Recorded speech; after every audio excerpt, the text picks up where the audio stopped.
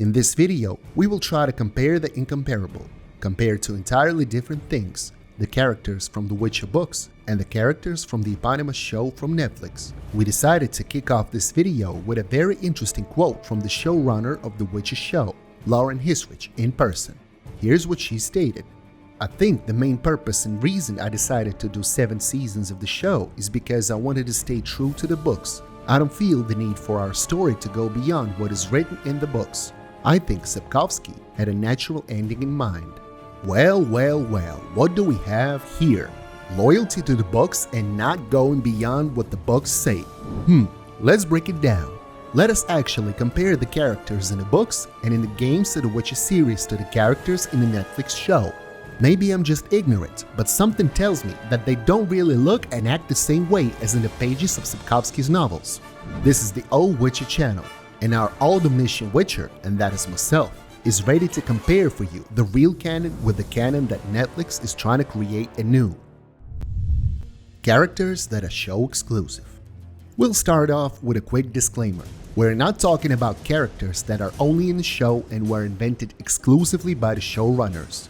That is, there will be no numb elves with dreadlocks and one-armed witchers that cast witcher signs without using their hands in this video.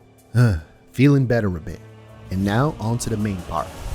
The first, of course, is our beloved White Wolf, Geralt of Rivia, a silent and stern witcher, a monster slayer, a womanizer, and one for whom there is no lesser evil.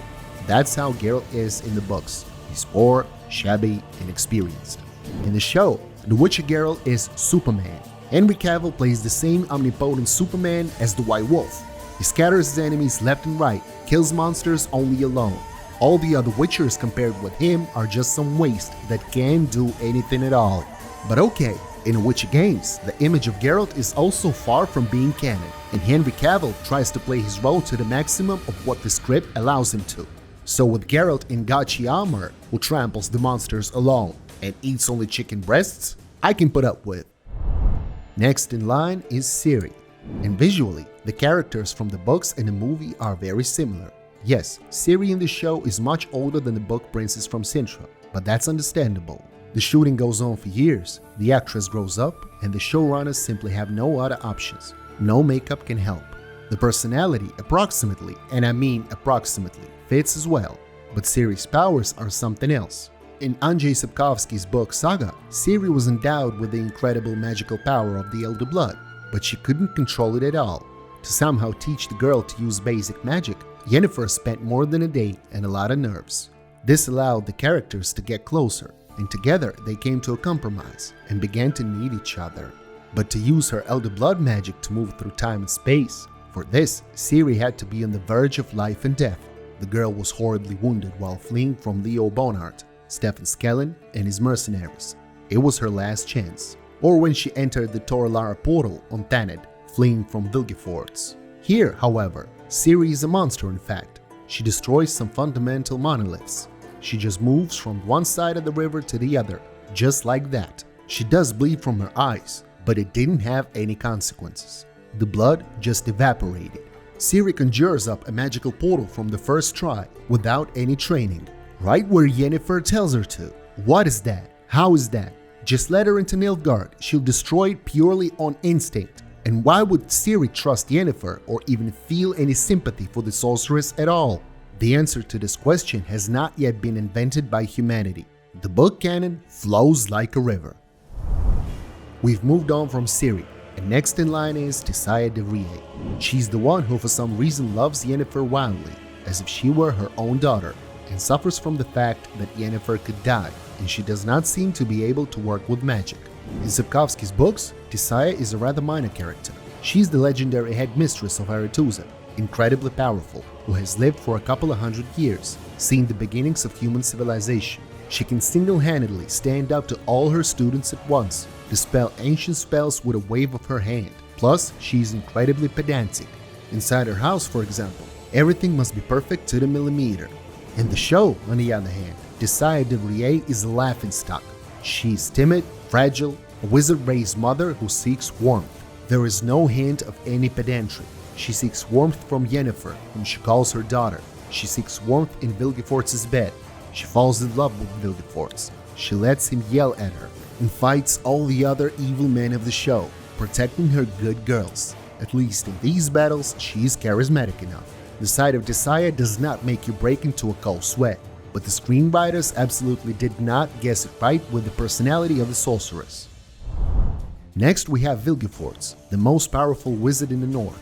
He's a sorcerer of incredible power, able to withstand the power of, for example, Yennefer. He can tear vampires apart with his bare hands, but that's all in the books. Vilgefortz is a laughingstock in the show. In the first season he fought Cahir and drew his sabers in a quite ridiculous fashion. In the second season, however, Vilgefortz recedes into the background. He is made the hero of the Battle of Sodden Hill, a powerful hero to say the least. The main thing is to conjure many swords. He's trying to build some kind of intrigue, somehow he seduced Tissaia de Vries. In short, he's settling in well, considering that in the first season he started out as just a nooner. It's hard to compare the book and the show Vilgefortz, they're just totally different. Nivellen, on the other hand, is basically the same as himself in the books.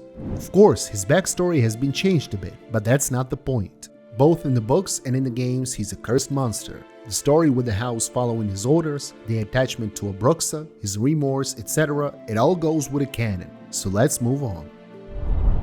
The thing with Nivellen applies to Veriana, the same Broxa that feeds on Nivellen's blood, but in return gives him the company, companionship, love, and the affection he needs. Again, let us not dwell on what, thank goodness, was left relatively original. Well, our level of anger at the show is at a pretty low point, so we have to build it up. And that's where Yennefer comes into the picture. And basically she's okay. Sure, she acts more like a cranky girl than a mighty sorceress. But that's okay. I don't think the bookish Yennefer would resemble some Baba Yaga, and it's unlikely that she would have defied powerful status wizards at the council of the chapter. The fact that Yennefer was made the 14th from the hill instead of Triss is also very disappointing to the fans, but it's more or less bearable. Next we have Fringilla Vigo, and forgive me, but in the books and in the games, these are just two different characters. To anyone who hasn't read the books, I assure you, folks, these characters have absolutely nothing at all in common except their name. That's just it. They look different, act different, have different roles. Fringilla is one of the key characters in the show. She's probably on par with Yennefer, and she even exceeds her in awesomeness. She rules the Nilfgaard army in the city of Sintra in Emperor Emhyr's absence. She commands the armies, kills generals on a whim. She herself is a devout believer of Emperor Emhyr. She started the alliance with the elves, possesses mighty magic. In the books, however, Fringilla is a minor character. Yes, she's affiliated with the Nilfgaard Empire, but she's not loyal to the Emperor at all. She submits rather out of fear.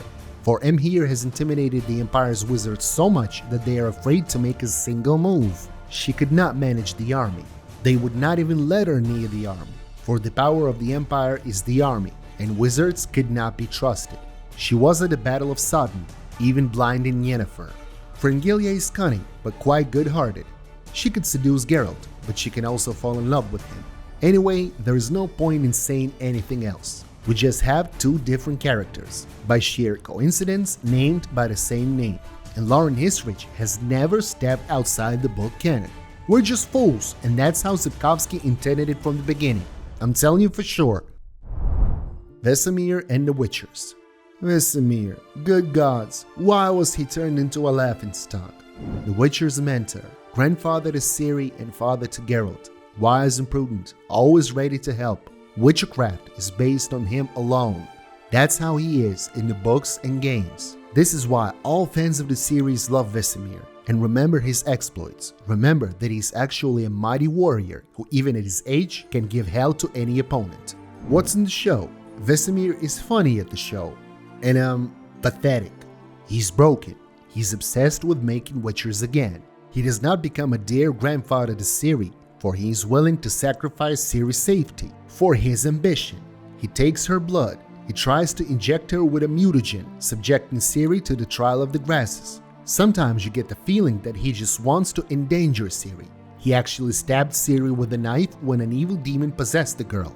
It makes me want to scream and cry. Gods, it's hard to imagine anything worse. Everything has been distorted beyond recognition.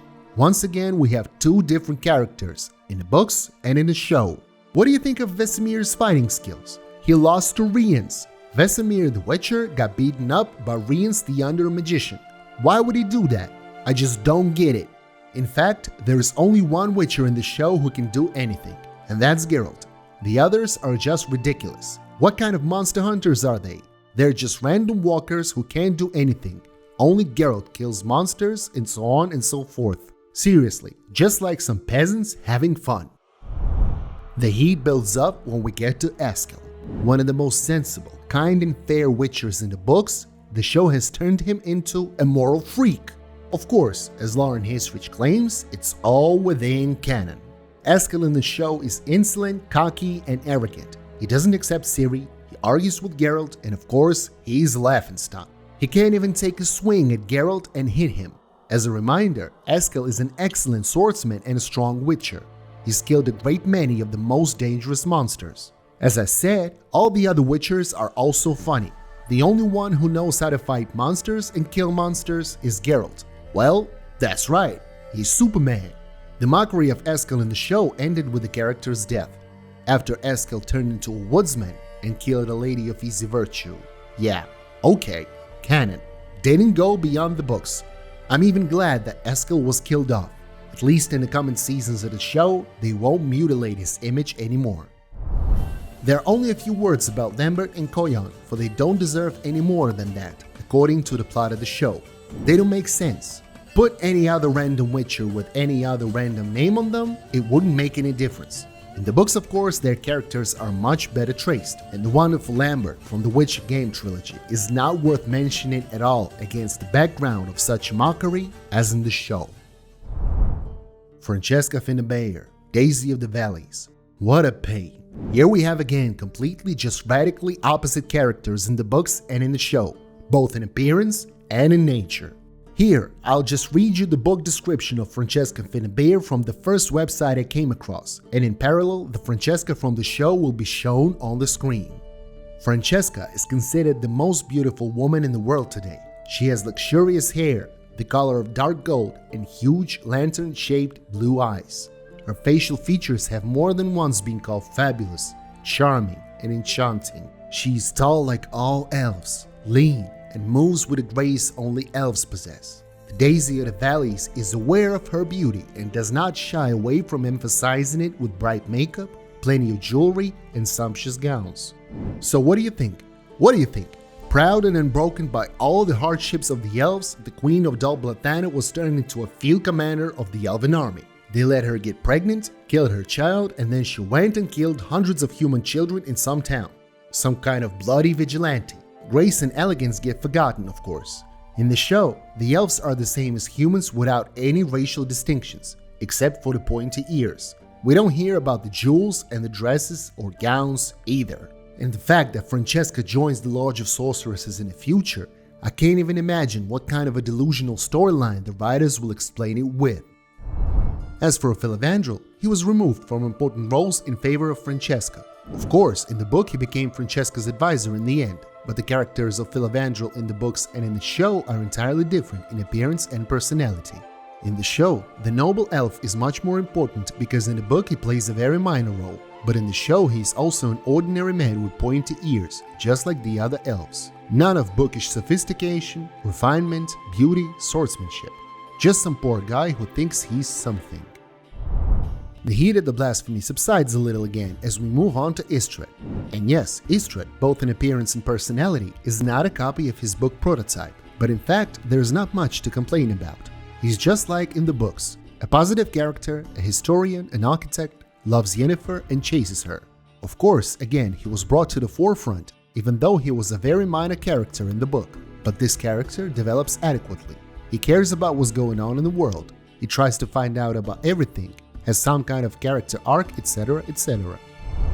The character of Stregobor, even though a one-note villain, fits his book image well. The same unpleasant, cunning, and self-preoccupied sorcerer. Again, his role compared to the book has been greatly increased. He seems to take the place of the legendary Hen-Gedem in the show, because they simply decided not to add him to the narrative. So more like kudos to Stregobor. The list of minor wizards ends with Artorius Vigo. There was almost nothing about him in the books. His story was absolutely invented by the Netflix writers. But again, that is not annoying. They didn't twist the story of Artorias. Instead, they practically created it from scratch, while not greatly twisting the fates of the other characters, so Artorias isn't much of a complaint either. But following the book's lore, it doesn't even smell like it. Cahir. Can we just be quiet here? No? Okay. Back in the first season, Cahir was the laughingstock of the show, and then he was displaced from that role. And in the second season, Cahir seems like a logical choice to betray the Nilfgaard Empire. A normal move, but the appearance and personality are entirely different. In the books, Cahir is a knight, loyal to Nilfgaard, but torn from within by his feelings for Ciri, the destiny that bound him to this girl, because it is, he went to betrayal. In the show, well, in the first season, Cahir is just a bastard who kicks old people. In the second season, he goes some way, but eventually he remains the same arrogant asshole. Now, though he spends half the season chasing Fringilla Vigo and proving her wrong, starts a fight with some elf boy and constantly cares only about his life. In short, Cahir is an asshole. No empathy or sympathy for his plight. Can you smell the cannon? Oh, sorry, that's my ass burning out of rage. For here we have Triss. And oh gods, why did you take away from our sweet Triss her feet on Sodden Hill?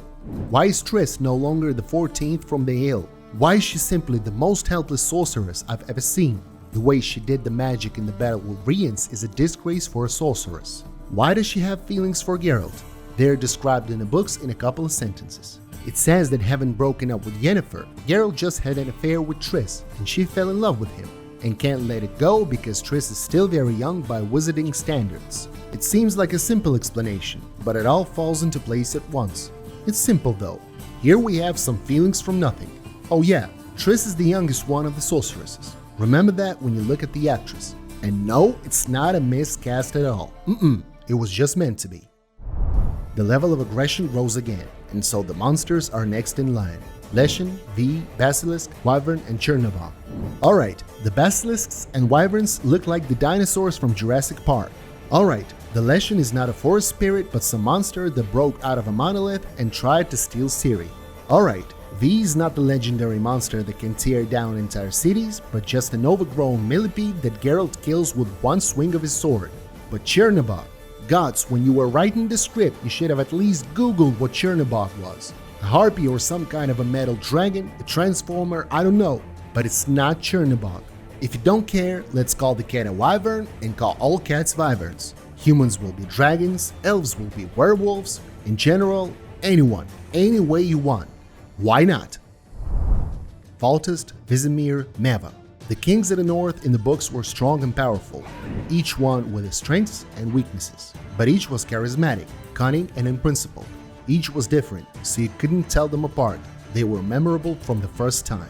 In the show, Foltest is just a bastard and Vesemir is an idiot who can't even go to the bathroom without Dijkstra.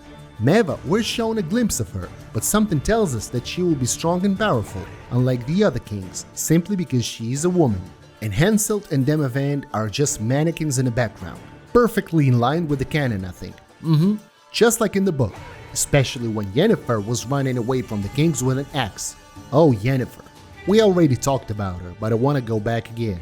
Yennefer is running around with an axe, chopping chains, and slitting her own wrists at the end. And then she's okay. Yeah, it's just like in the book. Dandelion in the book is a clever but lovable bard who doesn't miss a single skirt, doesn't get into any fights. He's quite puny, obviously he's not a warrior. Well, so far in the whole show I haven't seen Dandelion seduce at least the miller's daughter, but that's okay. Have you seen the biceps of Dandelion in the show? I'm jealous. Furthermore, Dandelion is an idiot who argues with the guard at the most responsible moment, and an innocent elf dies because of it. Okay, at least in appearance and in general character traits, Dandelion is more or less what you would expect, so let's not poke around too much. And let's not pick on Dijkstra either. It's an absolutely gorgeous way to get into character on the show, in his case. I like Dijkstra. He's charismatic just like in the books, clever as in the books, not without his flaws as in the books. Except that in the books, Dijkstra is described as clean-shaven, not bearded. But it's okay, Dijkstra is good. Rience is good, but he's too good, one of Vilgefortz's important accomplices. Still, In the book, Rience was not nearly as powerful as he is in the show. Any sorceress could silence Rience and all of his magic in a heartbeat. And here we have Triss that just can't do anything to him. And he himself is more agile and stronger physically than Vesemir. Nevertheless, the image of Rience from the show is comparatively good. The villain is memorable and, in fact, he does have a place. The video is over 20 minutes long, so let's wrap it up. And we have already talked about the key characters, so let's talk about the rest of them briefly. The Nilfgaard general, to whom Fringilla stuck a fork, a knife in the eye. That's just over the top. In the book universe, that general would have thrown Fringilla out of the military camp as soon as she set foot in it without his permission. The Wild Hunt is very strange and incomprehensible. So far, there is nothing to compare, for it is not explained to us how Wild Hunt works in Lauren Hissrich's fantasy. Oh, Nanake, one of the most important women in the process of raising Ciri in the books. In the show, Nanake is useless and is just there for the crowd numbers. And her personality is not the same at all. In the book, she's a charismatic and aggressive woman, capable of giving Geralt a good thrashing, fending off others from her temple if needed. In the show, she's just a kindly grandmother. Next, Lydia van Bredevoort, servant of Vilgefortz. In the books, she's quiet and shy, but in love with Vilgefortz, devoted to him, and ready to give her life for him. In the show, she has completely opposite traits, and the way she lost half of her face is just laughable. The heroine of the Battle of Sodden is made into an inept sorceress who recklessly conjures up the Elder Blood. Next come Codringer and Fen, and everything here is more or less accurate, except that Fen was made a woman for some reason. Young Yare is just as funny, shy, and clumsy, but when the joke about the big tool appeared in the show. Anyway, Yare tells Ciri in a private conversation that he has an enormous tool, much bigger than the Witcher's tools. And after an awkward pause, while the audience laughs or rather cries bitterly at the obvious implications, he explains that his tool is knowledge, the jokes we deserve. Well, almost done. There might be a few questions about Yarp and Sigrid, maybe only that his personality is too hyperbolized. As for Philippa Eilhart and Emperor Emhyr var Emreis, we only got a glimpse of them. We'll compare their stories soon. God knows when Season 3 will be out there. Oh, there it is actually. As you may have understood from this video, the second season of The Witcher show is absolutely canonical and as accurate as possible to the original work. It is a true masterpiece, worthy of the highest praise. What a story, what a storyline, what dialogues, what a beauty. But no beauty is better than your likes, comments, and bells under this video. What do you think of Netflix's masterfully accurate portrayal of bookish characters in the show? Subscribe to us so you don't miss the next reviews of gorgeous seasons of Lauren Hissrich's creation. Thank you to every viewer who watched this video to the end, and see you soon. The Old Witcher will be back sooner than you might imagine.